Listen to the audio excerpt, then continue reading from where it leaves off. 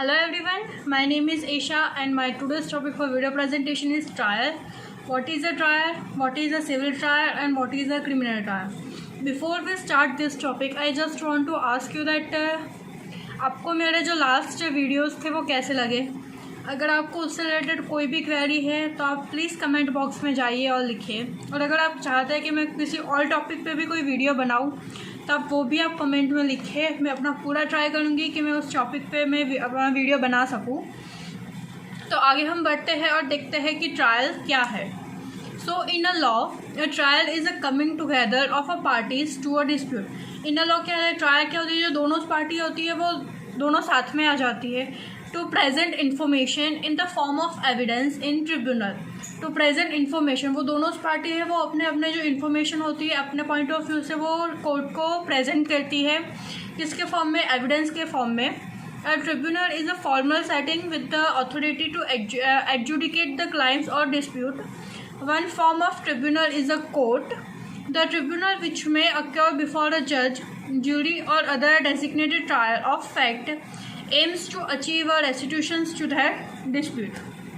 आगे क्या है देखते हैं कि टाइप्स ऑफ ट्रायल। यहाँ तक हमने देखा कि यहाँ तक हमने देखा कि ट्रायल क्या है और ट्रायल किसको कहते हैं। अब हम देखते हैं types of trial. There are mainly two types of trial. First है criminal trial and second है civil trial. Criminal trial किसे कहते हैं? It is designed to resolve the accusations brought judicially by a government against a person accused of a crime.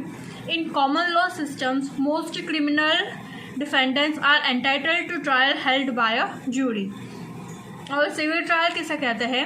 It is generally held to settle lawsuits और civil suits. ये क्या करती है, जो lawsuits होते हैं और जो सिविल सूट होती है वो सिविल ट्रायल के अंदर सॉल्व होते हैं।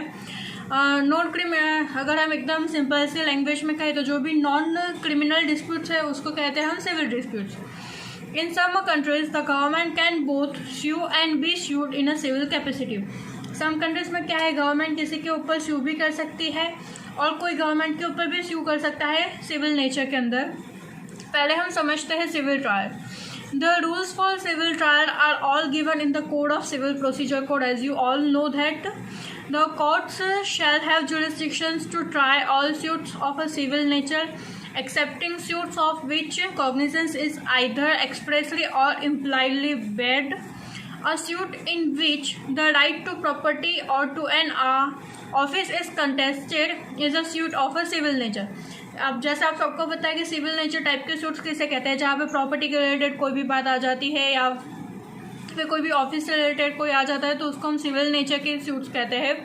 Notwithstanding that such right may depend entirely on the decision of the question as to religious rites or ceremonies.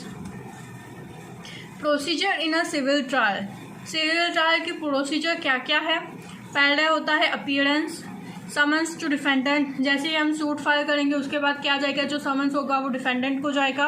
Appearance of defendant, उसके बाद जो डिफेंडेंट है वो कोर्ट में अपीयर होगा। Filing of return statement by defendant, उसके बाद जो डिफेंडेंट है वो अपना पॉइंट ऑफ व्यू देगा, वो अपना रिटर्न स्टेटमेंट देगा कोर्ट को। Filing of reciprocation rejoinder by plaintiff, कोई रिजॉइंडर ऑफ द पार्टीज होगी तो वो प्लेंटिफ फाइल करेगी। Admission denial of the document, जो डॉक्यूमेंट्स जो भी दोनों पार्टीज वो प्रेजेंट करेगी उसके एडमिशन होंगे, डिनायल भी होंगे। उसके बाद सेकंड स्टेज आता है framing of issues. Issues framed, application for additional issues, frame issues होते हैं वो फ्रेम होते हैं। उसके बाद अगर कोई सिविल नेचर में जो कोर्ट होती है वो इश्यूज़ फ्रेम करती है। अगर उसके बाद पार्टीज़ को लगता है कि नहीं मुझे एडिशनल इश्यूज़ फ्रेम करवाने हैं तो उसके लिए वो एप्लीकेशन देनी होगी। उसके बाद थर्ड स्टेज आएगा एविडेंस का। प्लेंटिफ पहले एविडेंस देगा, filing of evidence by way of affidavit. Plaintiff किस वे से एविडेंस देगा तो वो एफिडेविट फाइल करके वो एविडेंस देगा। क्रॉस एग्जामिनेशन बाय डिफेंडेंट, जो भी प्लेंटिफ एविडेंस देंगे उसका क्रॉस एग्जामिनेशन करेंगी डिफेंडेंट एविडेंस। उसके बाद डिफेंडेंट एविडेंस आएगा, डिफेंडेंट भी सेम करेगा, वो एफिडेविट के साथ अपना एविडेंस देगा। और उसके बाद जो भी होगा, जो उसके बाद प्लेंटिफ होगी वो क्रॉस एग्जामिन करेगी डिफेंडेंट के एविडेंस को। उसके बाद फोर्थ स्टेज आएगा फाइनल आर्ग्यूमेंट, दोनों पार्टीज़ की फाइनल आर्ग्यूमेंट्स होगी। उसके बाद आएगा डिक्री और जजमेंट। जो भी डिक्री और जजमेंट होगा वो जज पास करेगी। उसके बाद 6th स्टेप क्या आएगा, एग्जीक्यूशन ऑफ डिक्री। जो कोर्ट जो पार्टीज होती है वो जजमेंट को एग्जीक्यूट करेगी। तो इतने जो रहती है 6 स्टेप है, जो 6 स्टेप्स में प्रोसीजर होती है सिविल ट्रायल के। फर्स्ट होता है अपीयरेंस, सेकंड होता है फ्रेमिंग ऑफ इश्यूज, थर्ड है एविडेंस, उसके बाद आएगा फाइनल आर्ग्यूमेंट, उसके बाद आएगा डिक्री और जजमेंट, और उसके बाद आएगा एग्जीक्यूशन ऑफ डिक्री। हम देखते हैं criminal trial. India has a well established statutory, administrative and judicial frame of work for criminal trials. Indian penal laws are primarily governed by 3 acts. जो क्रिमिनल ट्रायल के लिए 3 एक्ट्स है। पहला है Indian penal code, दूसरा है code of civil criminal procedure and the Indian evidence act. ये 3 act जो है वो है क्रिमिनल ट्रायल को डिफाइन करता है। According to criminal procedure code, criminal trial can be 3 types: normal trial in warrant cases, trial in summon cases and summary trial. जो CRPC क्या कहता है हमारा कि जो क्रिमिनल ट्रायल होती है वो 3 टाइप्स की होती है। वारंट केस में अलग ट्रायल चलती है, समन केसेस में अलग ट्रायल चलती है, और उसके बाद आएगा summary trial. So trial in warrant cases in which an offence attach a penalty of imprisonment for more than 7 years and it includes offences punishable with death and life imprisonment। अगर मान लीजिए कोई ऑफेंस हुआ है और उसकी punishment 7 साल से ज़्यादा है और या तो फिर डेथ है या फिर लाइफ इम्प्रिजनमेंट है, तो उसको हम कंसिडर करेंगे as a warrant case. The trial starts either by filing of FIR or by filing a complaint before a magistrate। सबसे पहला स्टेप क्या आएगा, फाइलिंग अ FIR और कंप्लेंट करेंगे हम मैजिस्ट्रेट को। If the magistrate finds that the case relevant to an offence carrying a punishment for more than 2 years, the case is sent to the sessions court for trial। अगर warrant case में अगर उनको लगे कि नहीं इसकी punishment 2 साल से ज़्यादा है, तो वो कहाँ पे केस ट्रांसफ़र होगा, सेशंस कोर्ट में। Section 193 of Criminal Procedure Code clearly states that the Sessions Court cannot take cognizance of any tenancy unless the case has been sent to it by magistrate। जब तक sessions court में magistrate के द्वारा कोई भी case नहीं आ जाता, तब तक जो सेशंस कोर्ट के जज होते हैं वो वहाँ पे कोई भी इन्वॉल्वमेंट नहीं दिखाएंगे। The process of sending it to the sessions court is generally called the committing it to a session court.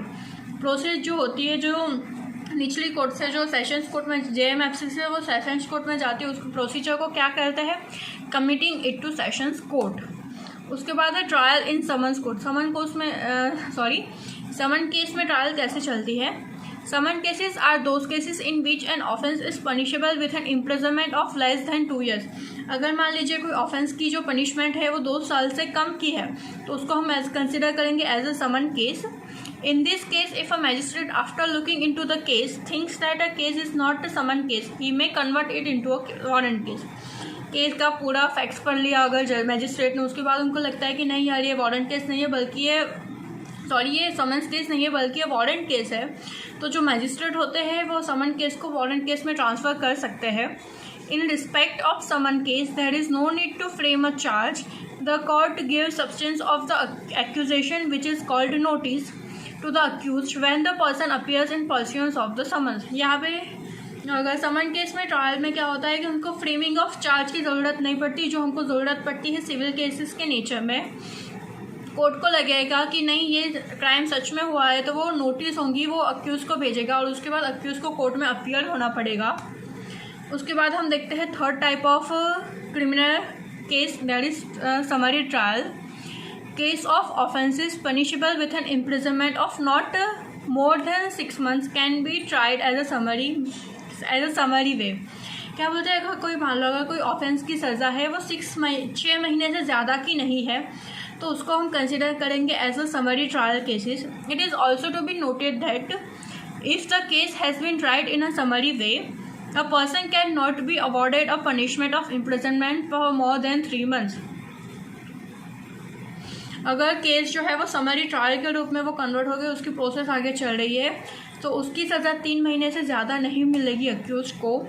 उसके बाद है stages in criminal trial. Criminal trial के क्या क्या स्टेजेस हैं। पहला है pre trial stages, registration of FIR and investigation. Pre trial cases मतलब जो केस का ट्रायल शुरू होने से पहले की प्रोसीजर क्या है। पहला होगा रजिस्ट्रेशन ऑफ FIR। पहले जो भी पर्सन है उसको जाके FIR फाइल करनी पड़ेगी। उसके बाद इन्वेस्टिगेशन होगा केस का। उसके बाद है ट्रायल स्टेजेस। ट्रायल स्टेजेस में क्या आएगा, फाइलिंग ऑफ एंड चार्जशीट। उसके बाद चार्जशीट फाइल करेंगे पुलिस वाले, framing of charge, serving the notice, charge frame होगा, अक्यूज को नोटिस जाएगी, recording of prosecution evidence, prosecution के एविडेंस जो है वो रिकॉर्ड होंगे, स्टेटमेंट ऑफ द अक्यूज का स्टेटमेंट रिकॉर्ड होगा, एविडेंस ऑफ डिफेंस। उसके बाद अगर अक्यूज के स्टेटमेंट रिकॉर्ड हो गए उसके बाद जो डिफेंस है वो अपने एविडेंस देंगे किस वे में कि उन्होंने ये क्राइम नहीं किया है। Final arguments of both the side, जो दोनों जो पार्टीज़ है, अक्यूज है और जो भी विक्टिम है, दोनों के फाइनल आर्ग्यूमेंट्स होंगे। डिलीवरी ऑफ जजमेंट, जो कोर्ट होगी वो जो भी लगेगा कि अक्यूज को क्या करना है, कन्विक्ट करना है या फिर एक्विटल करना है, उसके बेसिस पे वो जजमेंट देंगे। आर्ग्यूमेंट्स ऑन सेंटेंस, दोनों जो भी जज ने, मैजिस्ट्रेट ने जो भी सेंटेंस किया है उसके ऊपर आर्ग्यूमेंट्स होगी। And judgement with punishment, last का स्टेज है judgement with punishment. I hope आपको ये वीडियो अच्छा लगा हो, और अच्छा लगा तो प्लीज़ आप लाइक करिए। Thank you.